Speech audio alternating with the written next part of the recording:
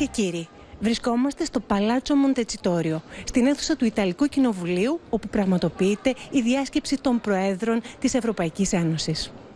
Μετά την τήρηση ενός λεπτού σιγής εις μνήμη των θυμάτων της πολύ νεκρής ναυτικής τραγωδίας, όπου έχασαν τη ζωή τους πρόσφυγες ανοιχτά της Λιβύης, άνοιξε η πρώτη συνεδρίαση της Διήμερης Συνόδου. Μάλιστα, με την ενεργό υποστήριξη της Προέδρου της Βουλής των Ελλήνων, οι πρόεδροι των Εθνικών Κοινοβουλίων της Ευρωπαϊκής Ένωσης υιοθέτησαν διακήρυξη για την ενίσχυση των επιχειρήσεων διάσωσης στη Μεσόγειο, μετά και από πρόταση της Προέδρου του Ιταλικού Κοινοβουλίου, Λάουρας Μπολντρίνη.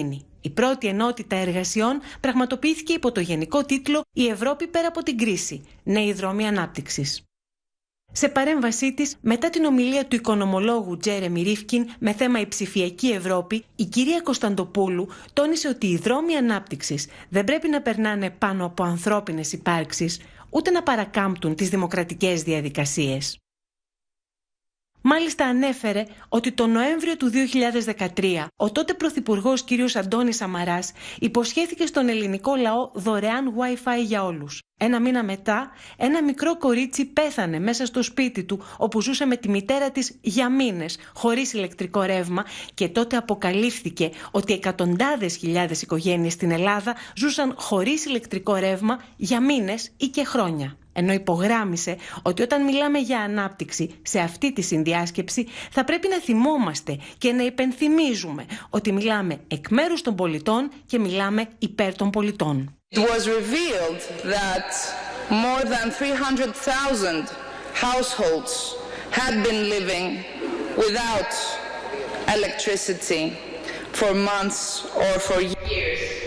And thereby I would say it is a parallel experience, such as the one described by our Dutch counterpart.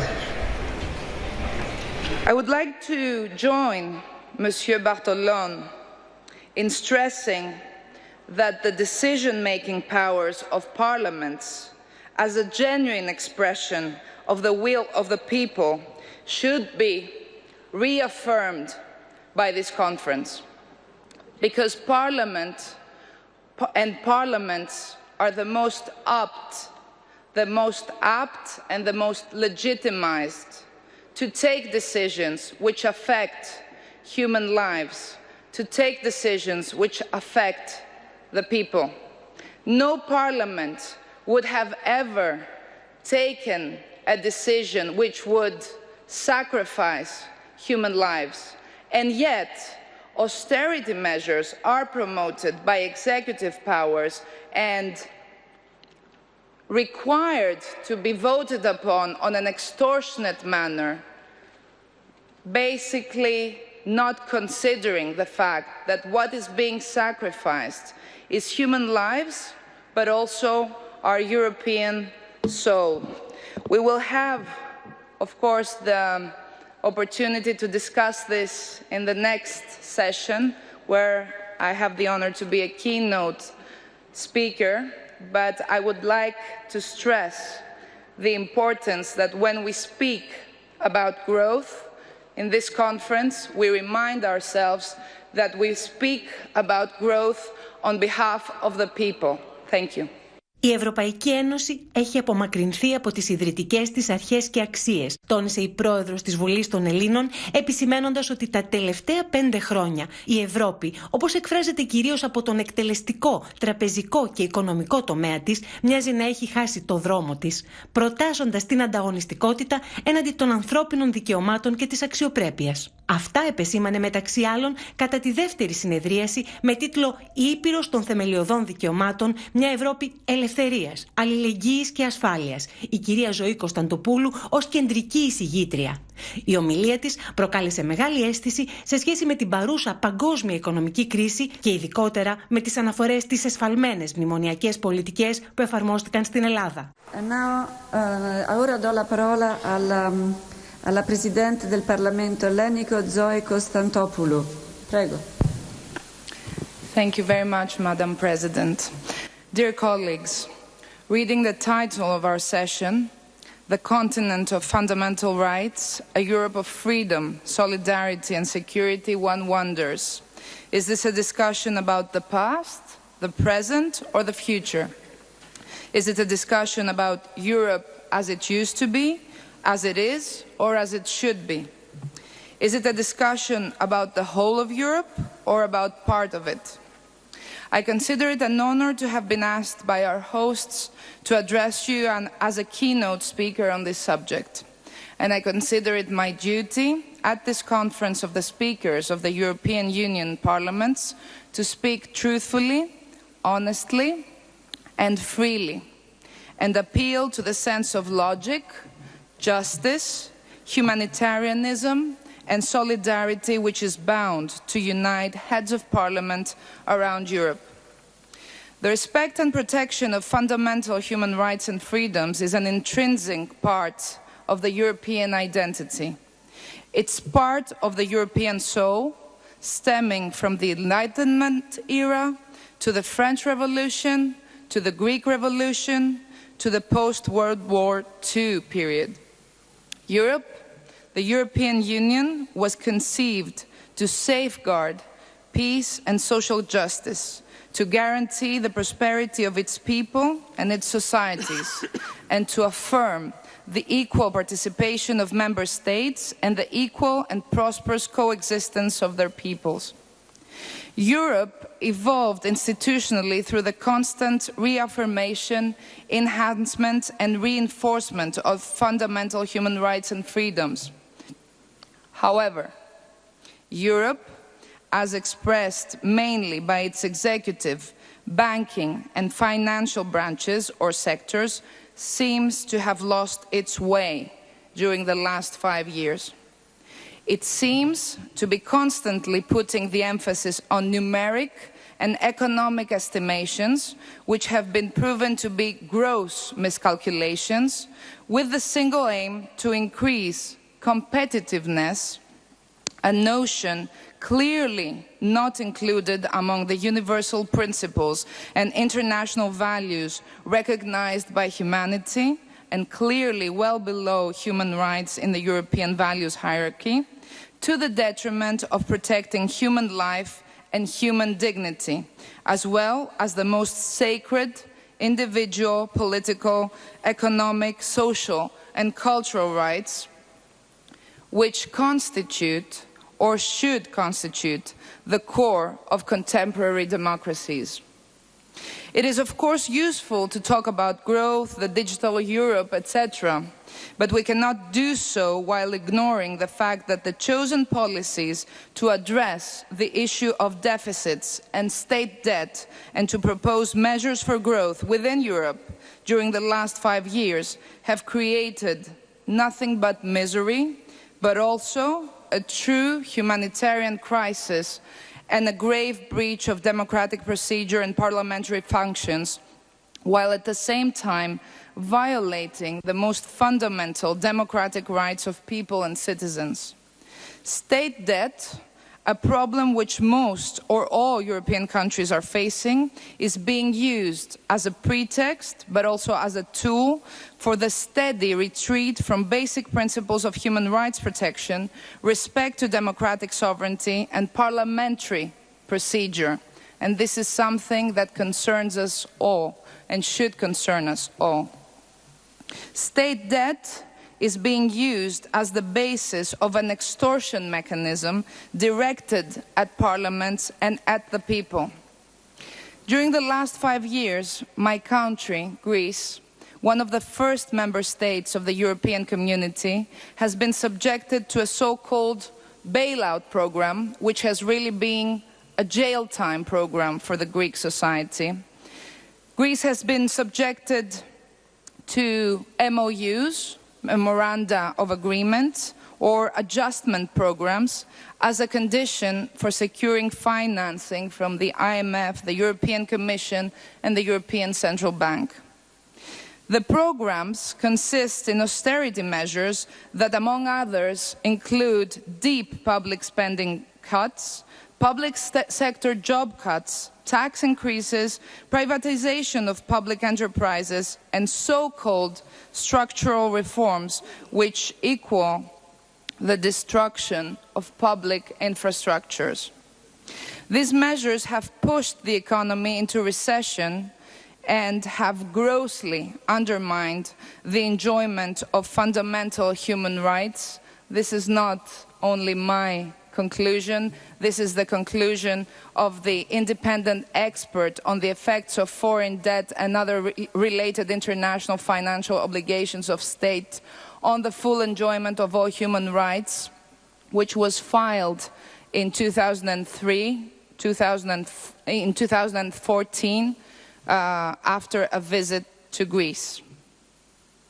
The measures have resulted in monstrous rates of unemployment, homelessness, poverty, social exclusions, and severely reduced access to public services such as education, healthcare, justice. After 5 years of austerity measures, the situation goes as follows, and it's good to know. Unemployment rose from 9.7% in 2009 to 27% in 2015, with youth unemployment reaching the unprecedented rate of 60% and unemployment in young women reaching 72%. Almost 1.5 million people are unemployed in an active population of 3.5 million. A suicide epidemic led to a loss of thousands of human lives out of despair. 1/3 of private sector workers or employees receive less or the equal of 300 euros as a wage. More than 300,000 households live without electricity. More than 500,000 children in Greece live below the poverty level.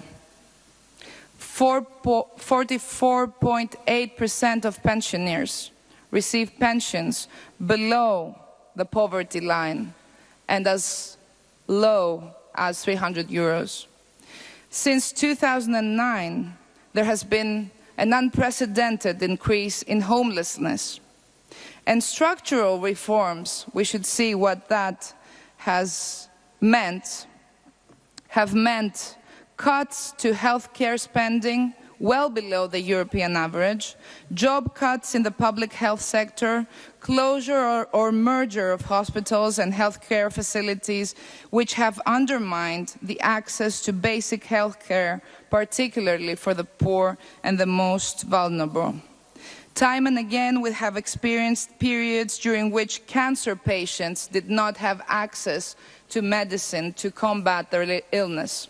Structural reforms have also targeted schools.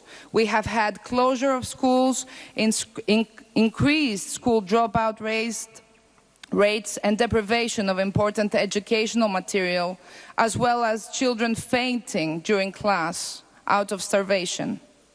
All this disaster was imposed through undemocratic methods, such as the insertion of 800-page laws construed in 1 or 2 or 3 articles only, so that members of parliament did not have the option of saying yes to some provisions and no to others. We have had 3 such laws, including measures which basically targeted fundamental human rights, and at the same time, in those laws and in others, one finds an extraordinary number of provisions through which fines for tax evasion are abolished, or through which responsibility for large-scale corruption and economic crime is being immunized.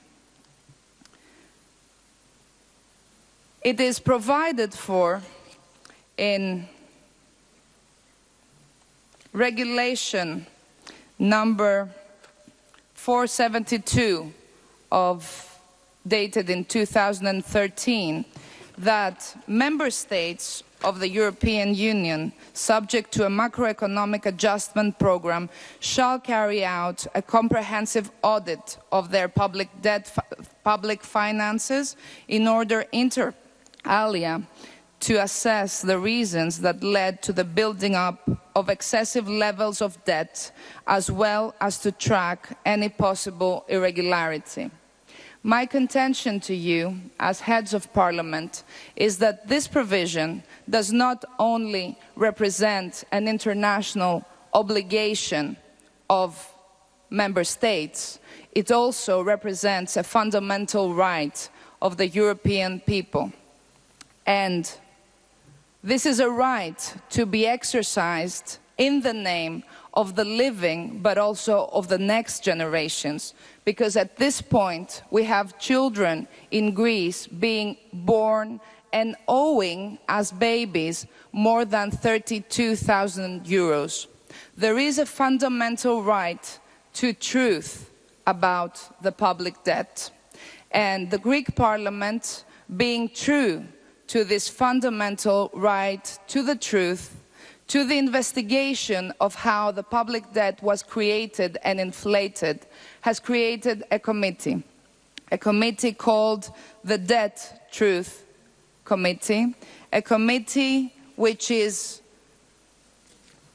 destined to investigate the truth about the creation and the blowing up of the public debt, the auditing of the debt, and the promotion of international cooperation of the Hellenic Parliament with the European Parliament and the parliaments of other countries and international organizations in matters of debt, in order to raise awareness and motivate the society, the international community, and the international public opinion.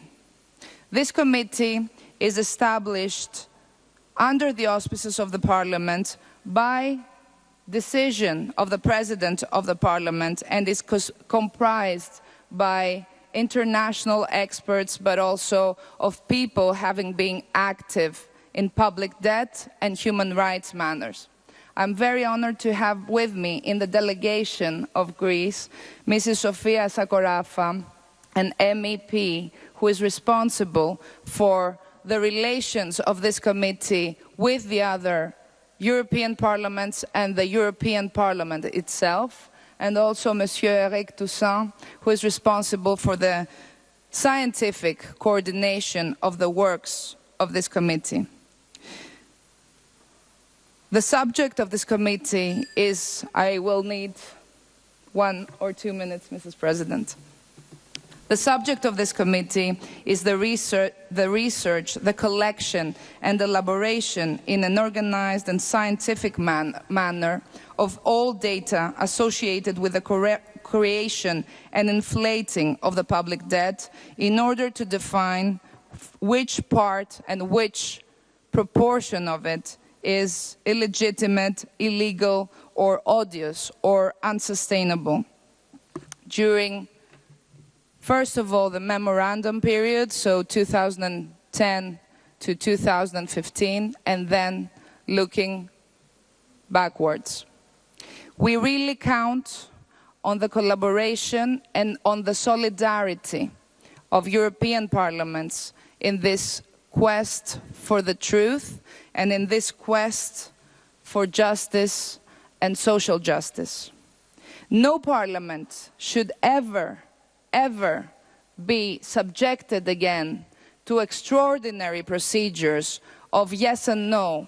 No parliament should ever be subjected again to the direct extortion experienced by Cyprus in 2013, whereby Parliament was required to vote upon certain measures with the banks closed. This kind of procedure grossly violates democracy and gravely undermines human rights. This kind of procedure will lead Europe away from its fundamental and founding principles, and will lead Europe and the European Union to lose its soul. As parliamentarians and as heads of parliaments, as the voices of the people of Europe who have the right to claim Europe as their own, we should see to it that this never happens. Thank you. Οι χώρες δεν είναι εταιρείες. Άλλο πράγμα η πολιτική και άλλο οι επιχειρήσεις, επεσήμανε σε παρέμβασή της η Πρόεδρος της Βουλής των Ελλήνων αναφορικά με την υπερατλαντική εμπορική και επενδυτική συνεργασία, τονίζοντας ότι οι διεθνείς συμφωνίες θα πρέπει να είναι διαφανείς και όχι μυστικές. Thank you, Madam President. It is important when we discuss this kind of negotiations not only to talk about what should be, but also to see what has been. And when it comes, I will talk about TTIP, with which I'm more familiar.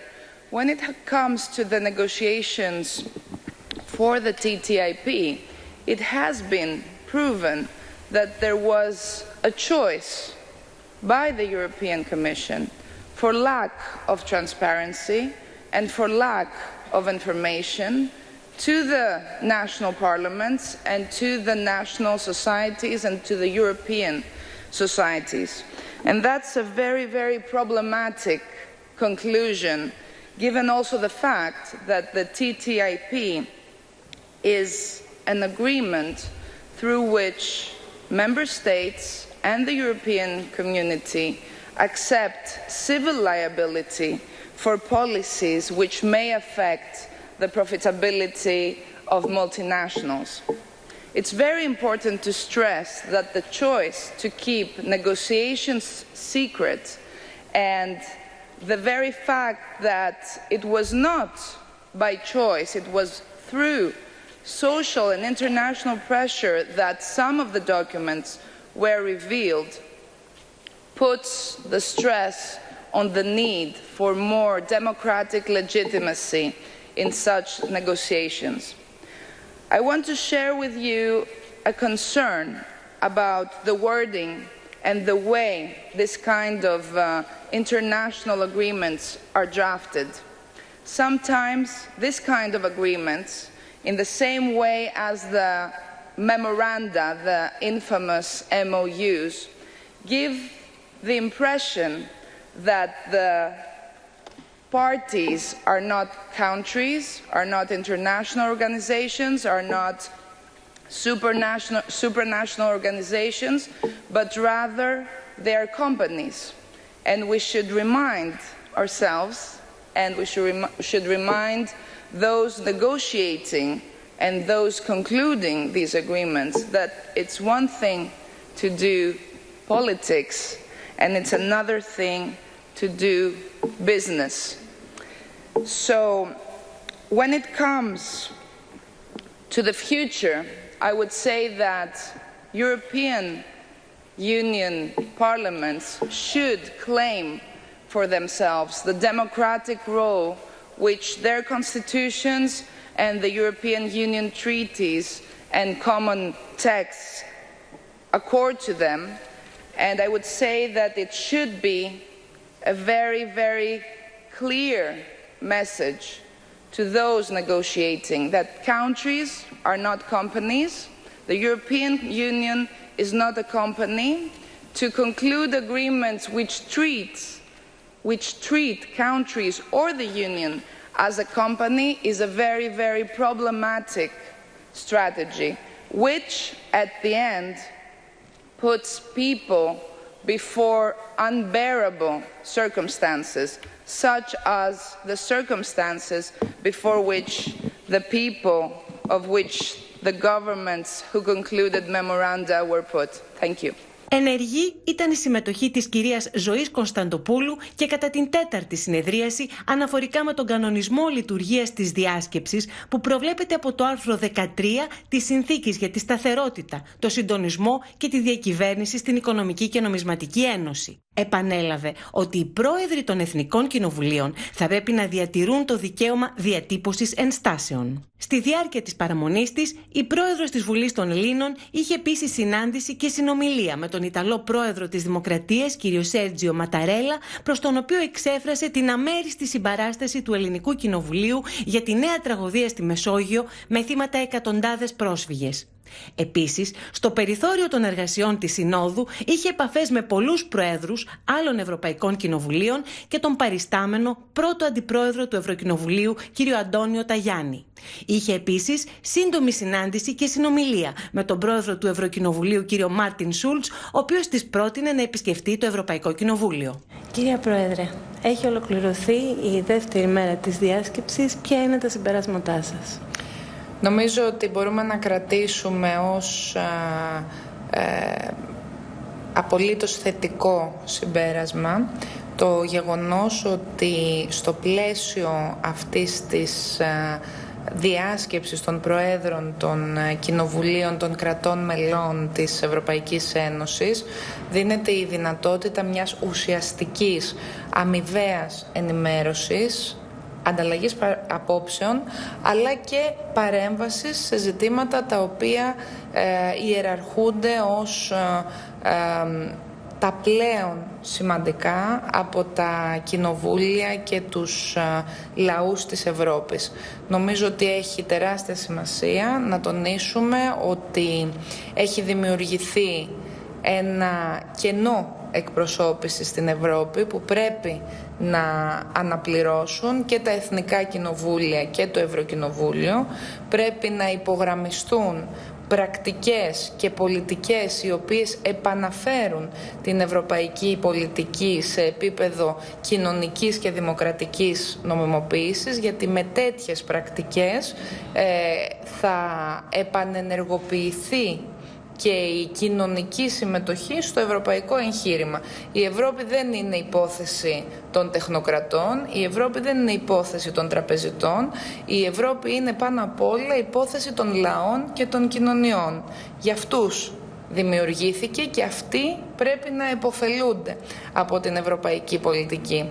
Και έχει μία σημασία και σε επίπεδο κοινοβουλευτικής ηγεσίας, όταν συζητούμε να θυμόμαστε ότι μιλάμε εκ μέρους των πολιτών, μιλάμε εκ μέρους των λαών, δεν μιλάμε ως επιχειρηματίες, δεν κάνουμε business, κάνουμε πολιτική η οποία πρέπει να έχει κοινωνικό πρόσημο και πρόταγμα το συμφέρον της κοινωνίας.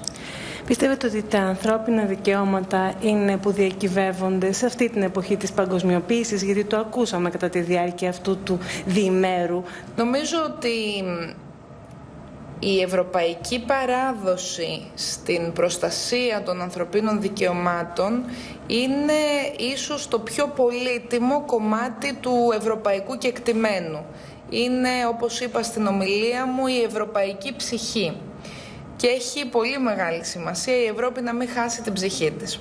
Έχει πολύ μεγάλη σημασία μπροστά στις προκλήσεις και της παγκοσμιοποίησης και της ψηφιοποίησης και της ανάπτυξης και της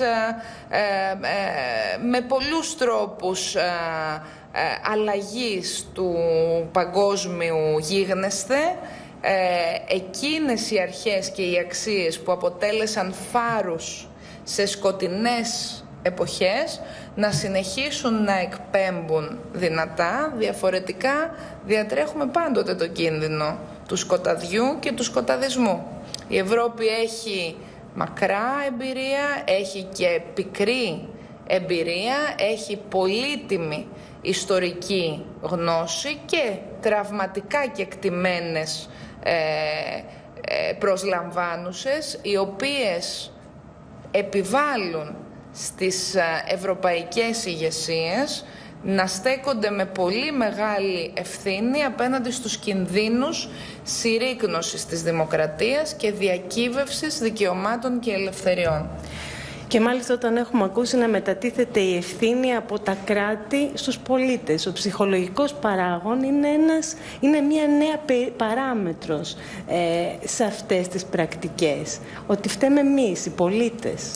Κοιτάξτε, αυτή η διαδικασία ενοχοποίησης είναι μια διαδικασία που αντικατοπτρίζει αντιευρωπαϊκές λογικές. Οι ηγεσίες έχουν την ευθύνη για τις πολιτικές και οι πολίτες εμπιστεύονται εκείνους που εκλέγουν δημοκρατικά και έχουν το δικαίωμα να κάνουν και λάθος. Δεν μπορεί σε καμία περίπτωση τα λάθη των ηγεσιών, και εν προκειμένου έχουν υπάρξει χονδροειδή λάθη και εγκληματικές επιλογές, δεν μπορεί αυτά να μετατίθενται στις πλάτες των πολιτών, ούτε μπορεί να εξαγνίζονται εκείνοι οι οποίοι πολλές φορές με επίγνωση της καταστροφικής συνέπειας των αποφάσεών τους, παρόλα αυτά ενήργησαν ιδιωτελώς. Ποια είναι τα μείζωνα θέματα που ετέθησαν αυτό το διήμερο? Νομίζω ότι τέθηκαν πολύ σημαντικά ζητήματα, αλλά και παραλήφθηκαν πολύ σημαντικά ζητήματα. Είμαι σίγουρη ότι και στο ρεπορτάζ που κάνατε, αφού παρακολουθήσατε ολόκληρη την διάσκεψη, θα έχετε ασχοληθεί με αυτά. Έχει μία σημασία, το είπα και στη διάρκεια των συνεδριάσεων, να θυμόμαστε για ποιους λόγους συνεδριάζουμε και ποιους εκπροσωπούμε. Πολλές φορές οι διατυπώσεις κειμένων, το είπα και αυτό μέσα σε παρέμβασή μου, οι διατυπώσεις των κειμένων θυμίζουν εμπορικές συμφωνίες. Οι διατυπώσεις των διακηρύξεων παραπέμπουν σε οικονομικά και τραπεζικά κείμενα. Δεν μπορεί η πολιτική να εκπέσει και να εξευτελιστεί σε αυτό το επίπεδο. Πρέπει να την αναβαθμίσουμε και πρέπει να υπογραμμίζουμε σε κάθε ευκαιρία την ανάγκη επαναβεβαίωσης της δημοκρατικής αρχής και του κοινωνικού κράτους δικαίου. Στη διάρκεια αυτού του διημέρου θα κρατούσα ως πολύ σημαντική την συστράτευση και την ομόψυχη στήριξη της πρωτοβουλίας για μια διακήρυξη ανθρωπιστικής αντιμετώπισης του ζητήματος των κυμάτων προσφύγων από εμπόλεμες ζώνες, αλλά και από περιοχές όπου επικρατούν αβίωτες οικονομικές συνθήκες. Θα κρατούσα επίσης ως σημαντικό το γεγονός ότι συζητήθηκε μετά και την δική μου εισήγηση η αντιμετώπιση του χρέους ως ευρωπαϊκό ζήτημα και όχι ως ζήτημα ενός μεμονωμένου κράτους. Θα κρατούσα ως πολύ θετικό το γεγονός ότι πολλοί πρόεδροι κοινοβουλίων ενδιαφέρθηκαν για την Επιτροπή Αλήθειας Δημοσίου Χρέους και πολλοί εκφράστηκαν με θετικό τρόπο και για το ουσιαστικό περιεχόμενό της.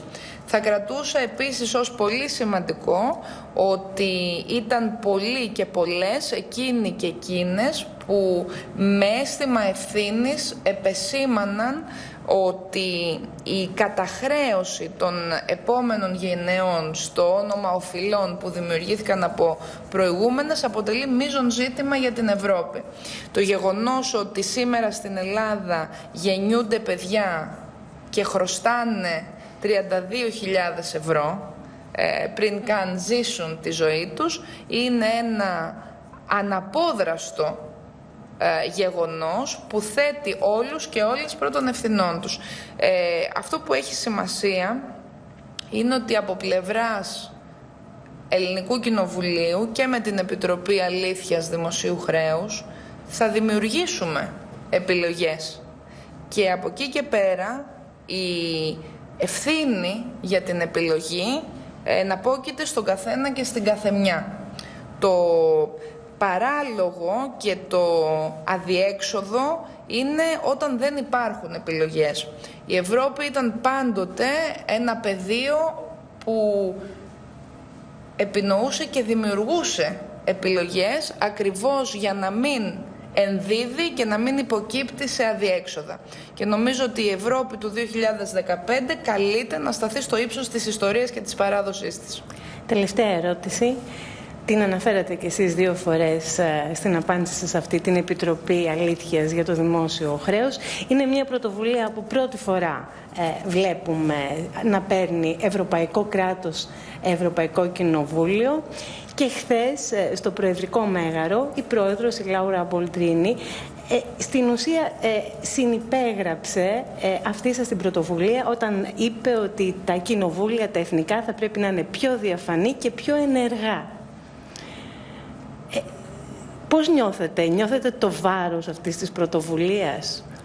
Νομίζω ότι αντίστροφα πάνε τα πράγματα. Το βάρος της ευθύνης που έχεις από την θέση ευθύνης είναι που υπαγορεύει και επιβάλλει την ανάληψη πρωτοβουλίας.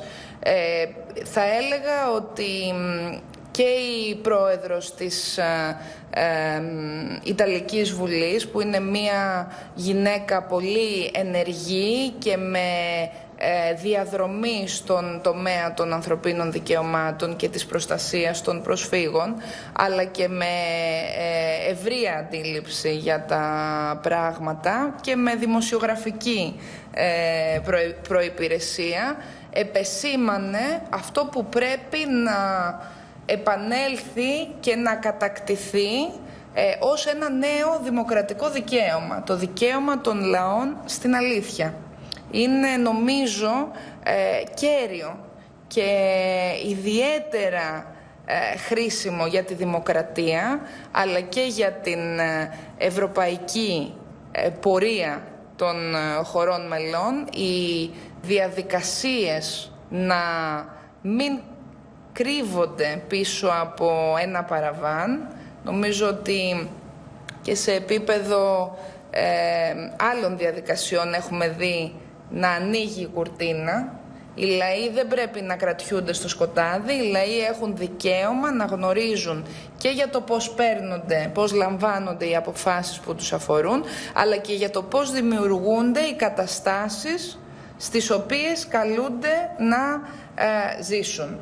Το δικαίωμα των λαών στην αλήθεια και στη δικαιοσύνη θα είναι και είναι ήδη ενεργό στοιχείο και ενεργή παράμετρος των πρωτοβουλειών που και εγώ ως Πρόεδρος της Βουλής των Ελλήνων έχω αναλάβει και θα αναλάβω, και νομίζω ότι είναι ένα δικαίωμα που αγγίζει τις ευρωπαϊκές κοινωνίες συνολικά, αλλά θα έλεγα και την παγκόσμια κοινότητα συνολικά.